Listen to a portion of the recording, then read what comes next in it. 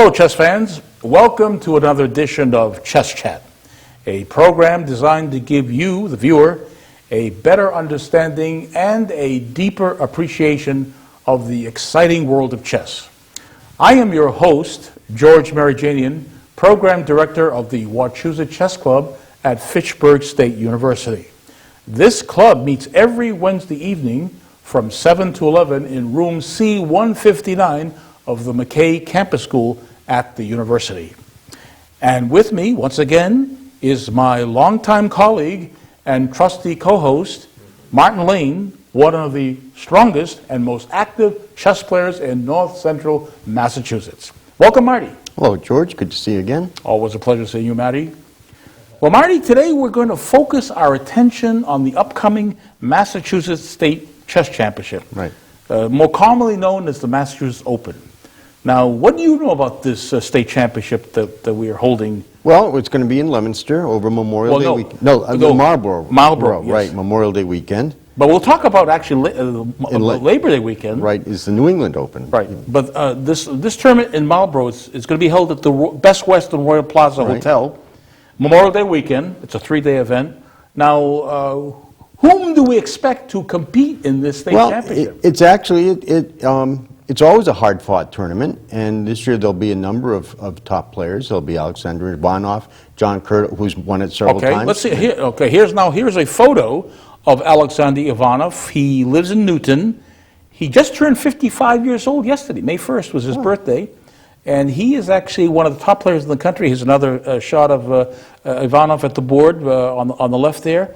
He just played in the U.S. Championship in St. Louis. We did a program last month on that championship. He finished 4th in his round robin. And this is in St. Louis. Yes, and this is actually taken from the St. Louis Chess Club where the U.S. Championship was played. This is a typical Alexander Ivanov pose. Right. Yes. Now, he has won the state championship 10 times. Starting in 1988, he has won it. He is actually the defending champion.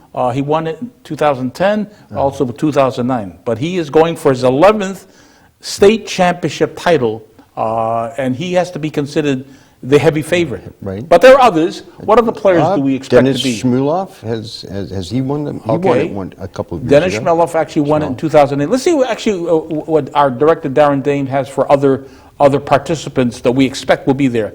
There's David Vigorito. Now, David Vigorito won this state championship in 2007. He lives in Somerville. He's 40 years old. And, you know, at this last month in Leominster, there was this Massachusetts Game 60 championship.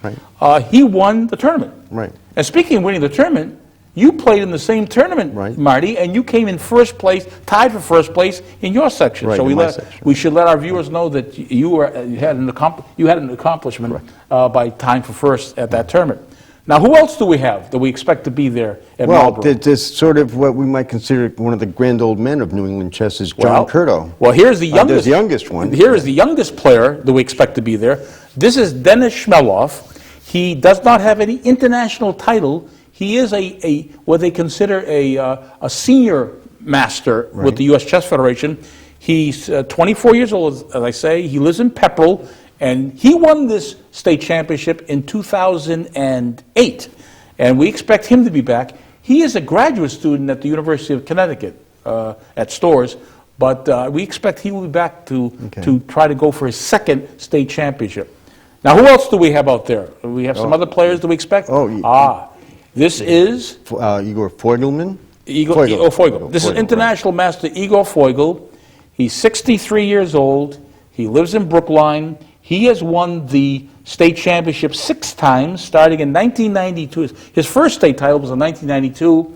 The last time he tied last year, 2010, with Alexander Ivanov. They were co-champions. So we expect Igor Foigel, if he takes time away from his chess lessons, because he's a very busy chess instructor. But if he takes that Memorial Day weekend off, he'll be able to come and compete. So there are a lot of former champions competing in this. Now, you mentioned the grand old daddy. Do we have a picture? John Curto. John Curto. Now, here is the oldest, we expect to be the oldest participant. This is 79-year-old master John Curto. He lives in Auburn. He has won the Massachusetts State Chess Championship more times than anybody else in its history. Now, this is the 80th year that we're holding this event. Right. He has won. Here's another photo of Curto at the board. He has he won this tournament for the first time when he was 16 years old in 1948, and he has won it again, as I say, 17 times.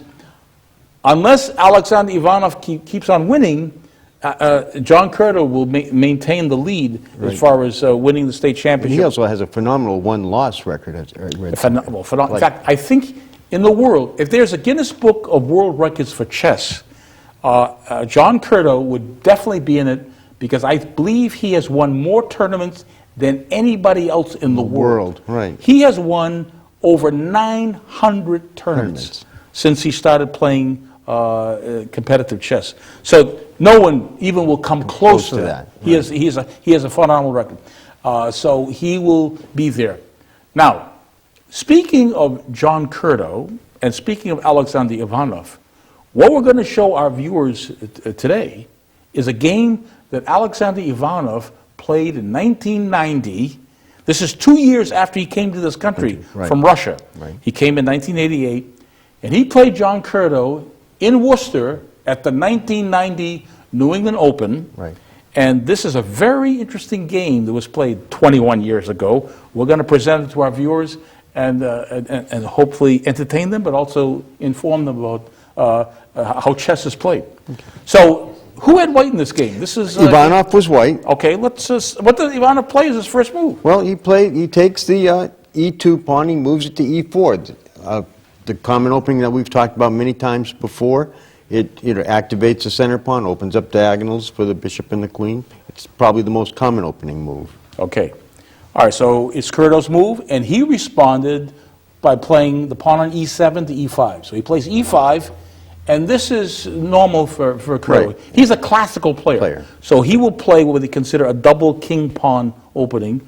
So that was his reply. So what did Ivanov do now? Well, Ivanov stays with the most common of the responses here. He develops his knight on G1 to F3, which develops a knight and attacks that E5 pawn. Okay, so we have the first threat of the game. So the pawn is under attack, so it should be defended. All right.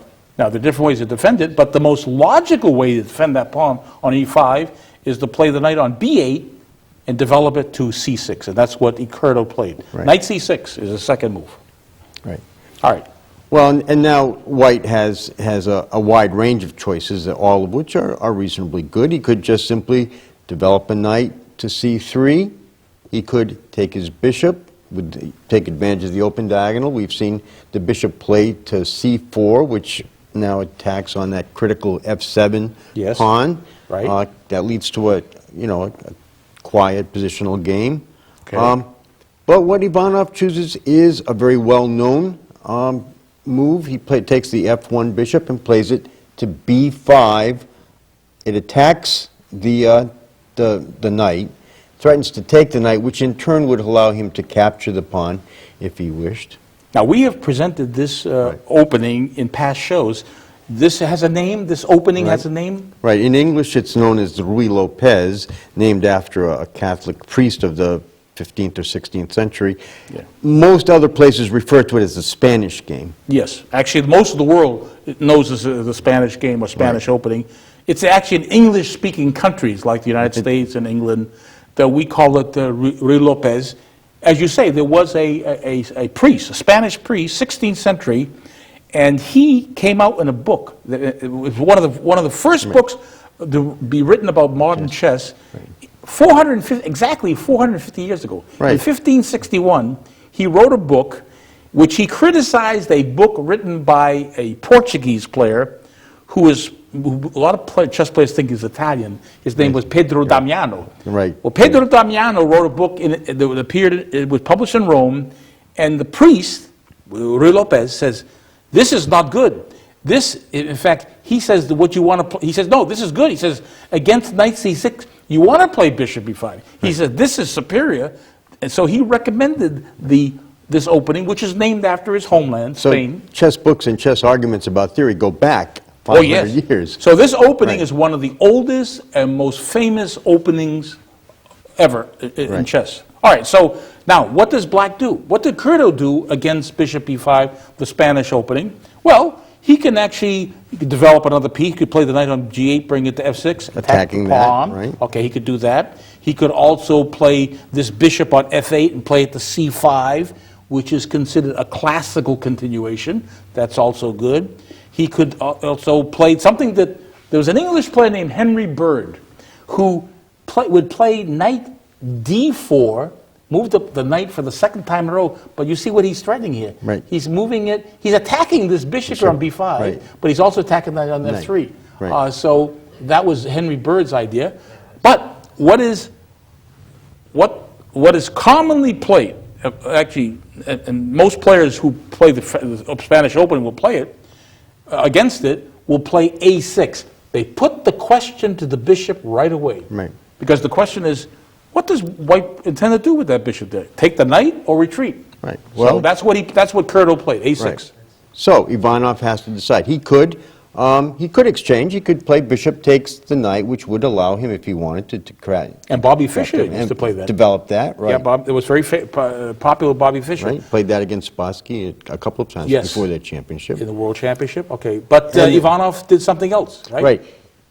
He backed up to h4. Right. It makes no sense to come back this way because he had just come that way. So he's going to keep up the pressure on the knight. He's going to back up the bishop on b5 to a4. A4. Okay.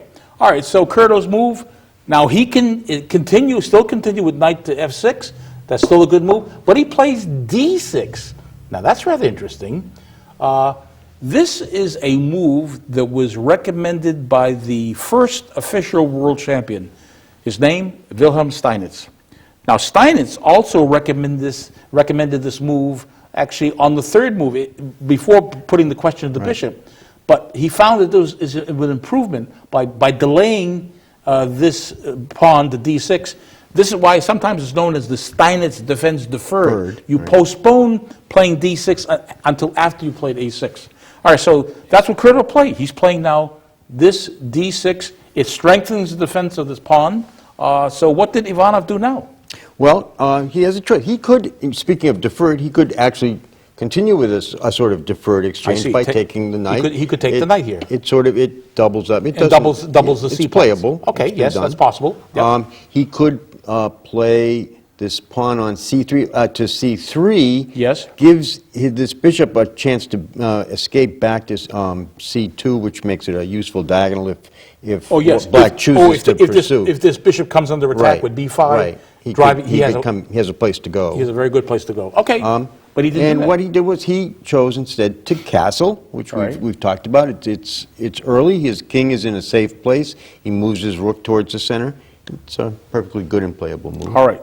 So Curto now on his fifth move plays this bishop on c8 to g4.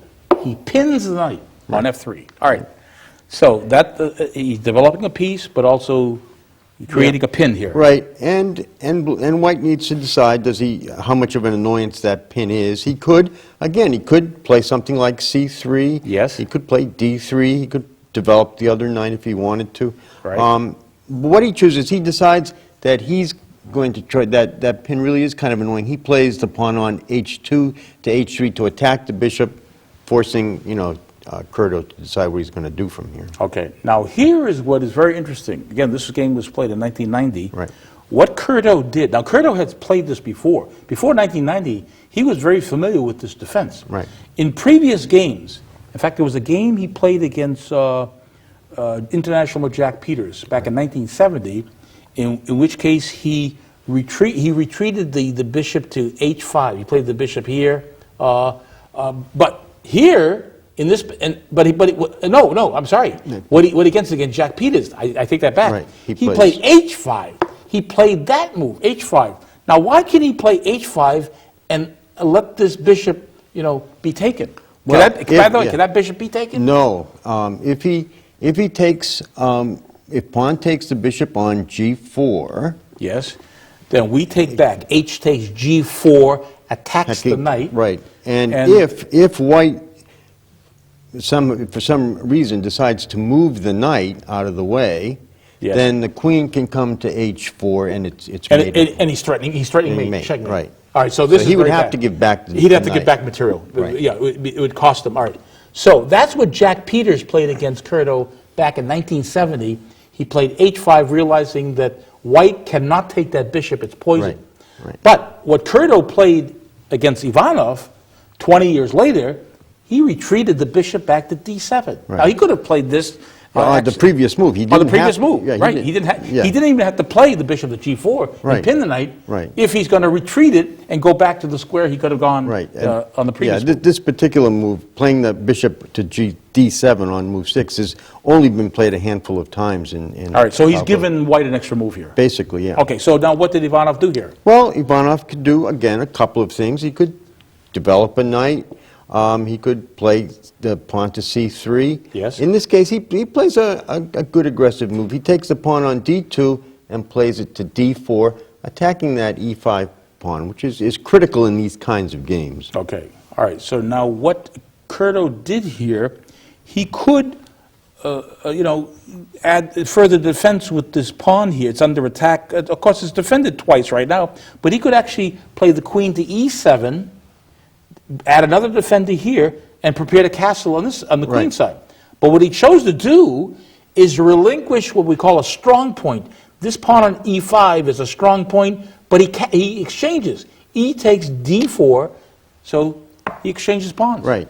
All right, so what does Ivanov do? Well, he's not going to take with the queen because he would lose that. The knight could take the queen. But he does recapture with the knight on f3, takes the pawn on d4, and now he's got a very strong, he's got his knight placed in a strong central spot. He's got the central pawn. And as you say, black has given up, Yes. a He's good given- measure of control on that That was a strong good. That was a good square to maintain a pawn on. All right, Right. but he's relinquished that. Right. All right. So what Curto does here on his eighth move, he plays this knight on g8, not to f6, but to e7. So Right. knight ge7. He adds further defense of this knight on c6 because it was under a double attack, but of course it was adequately defended here Right. with the bishop and the pawn on b7. All right. So he plays knight ge7. So now what does Ivanov do? Well, Yeah. Now. now, again, Ivanov has a fair amount of space. Black is, at this point, I mean, black is still solid and has a good position. So he's going to, Ivanov stakes out more space on the queen side, but he plays c4, which takes away black's idea of maybe playing b5 and pushing the That was the threat. bishop. That was- Actually, if he right. did not play c4, b5 was coming next Right. to attack the Right. bishop. All right. So what Curto played here in response to c4, he plays this knight on e7 to g6. Knight g6. He needs to make a Yeah. place for that bishop. Right, that bishop needs to come out into Right. play here. All right, so that was his move. Right. What did Ivanov do now? Well, when, you know, among chess players, they say when you have an advantage in position, which white does at the moment, black's king is still in the middle of the board. Yes. He's still not able to castle. His pieces are kind of in each other's way, if you look Yes. at it. I mean, they don't have a lot of scope. There's not a lot of place to go. So now is the time to try to take advantage of that. The more time that passes is actually in black's favor if that happens. Okay. So he plays a sort of aggressive move. He takes a piece that's been moved already a couple times and moves it again. He plays the knight to f5. Right? He doesn't develop on the queen side. He plays another move, but it's an aggressive move. But what this move does, knight f5, it stops this bishop from coming into Right. play on e7. He's going to cramp him even further because he can take the knight on g7. Because the bishop is here protecting the pawn Right. on g7. Right. All right, so that stops him from developing that bishop. So what Curto played here was knight on c6 plays the h4. So he plays the knight to h4. It's protected by the queen. Right. So if there were any exchanges, the queen Yeah. would recapture. And the thing is that white, in a position like this, white doesn't want to initiate any exchanges. If he exchanges knights, then it develops the queen, puts it on an aggressive place, Yes. threatening the e-pawn. That would have to be defended. And so it yes. opens up his game, allows him to castle. The castle, queen- right, queen exactly. side. Yeah, so yes. White is not going to exchange. No, white is not going to exchange knights and allow black counterplay here. So, but what he does is, the king is still in the middle.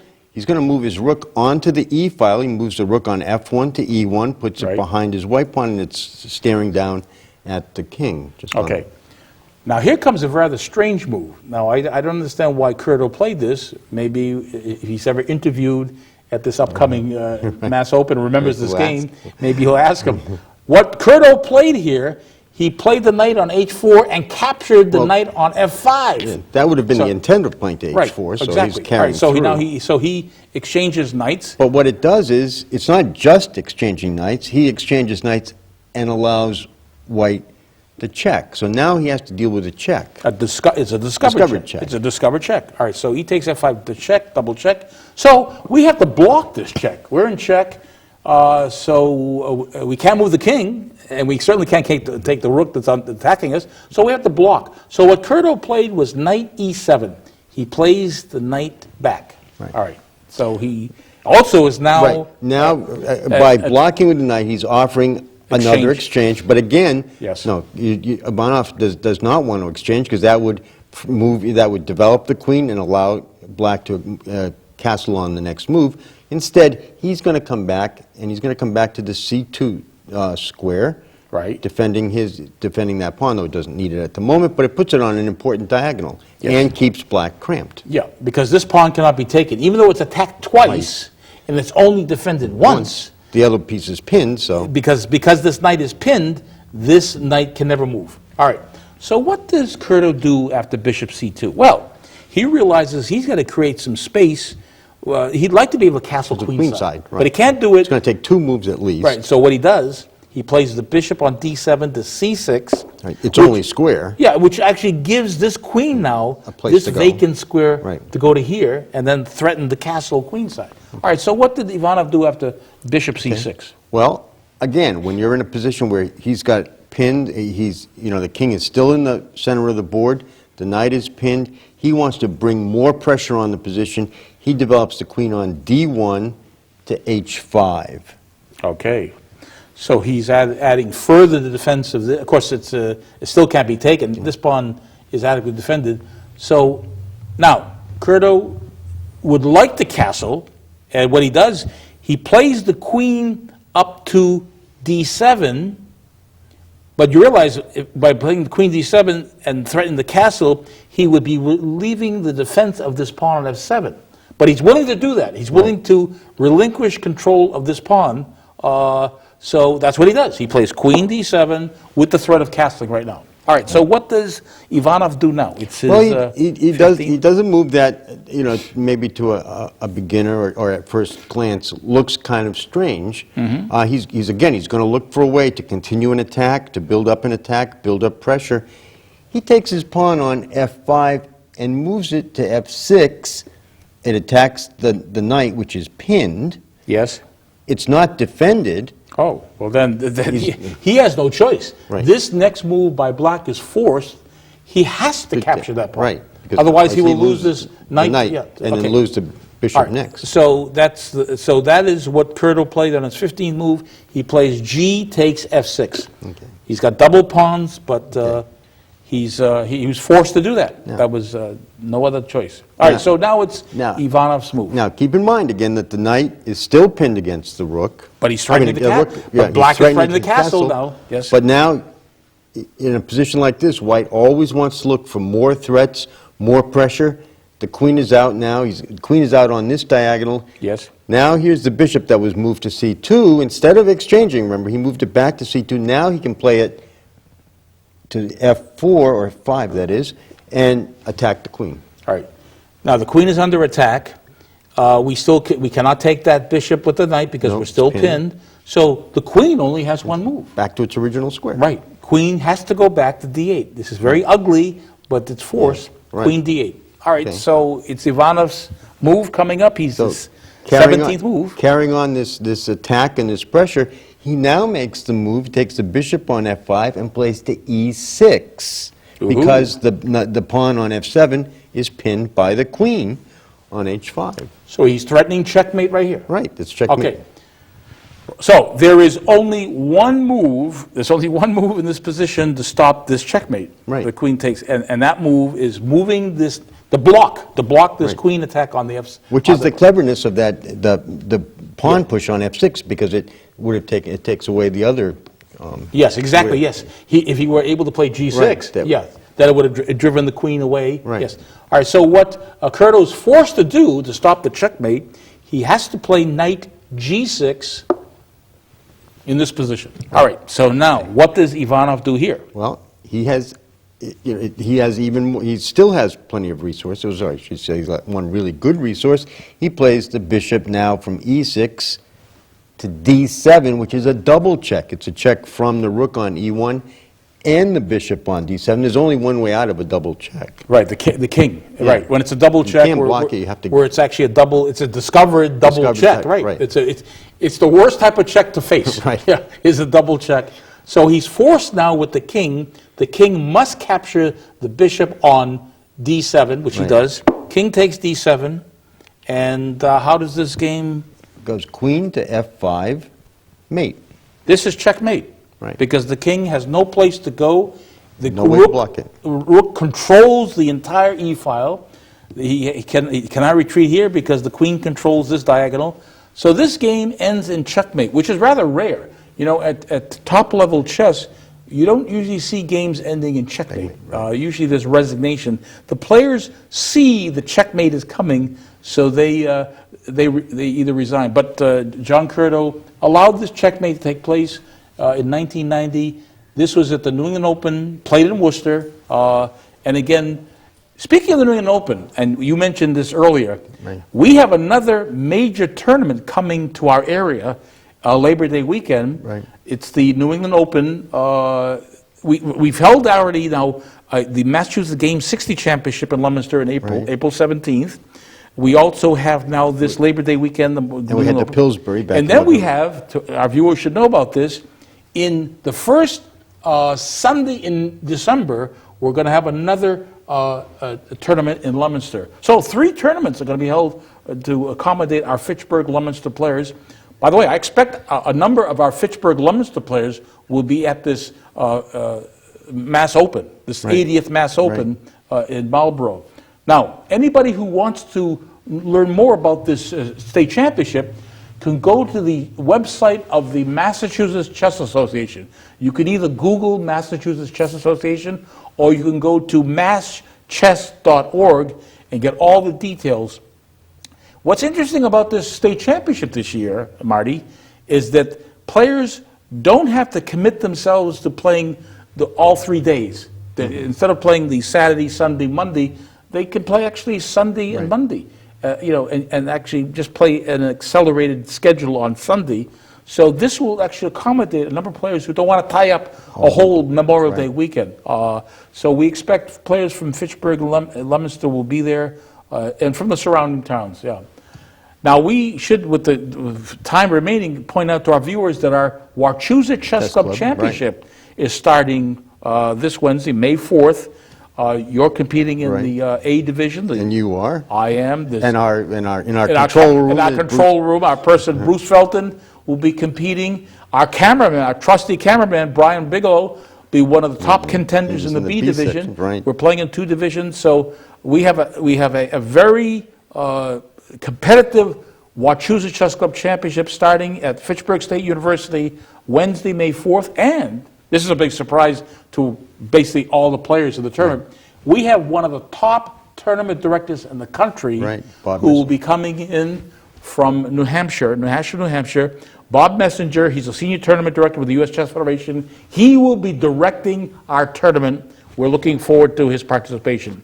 So I hope, chess fans, you join us next time for another edition of Chess Chat. We'll present to you another interesting game, a game full of tactics, full of all kinds of things that will help your game of chess. See you next time on Chess Chat.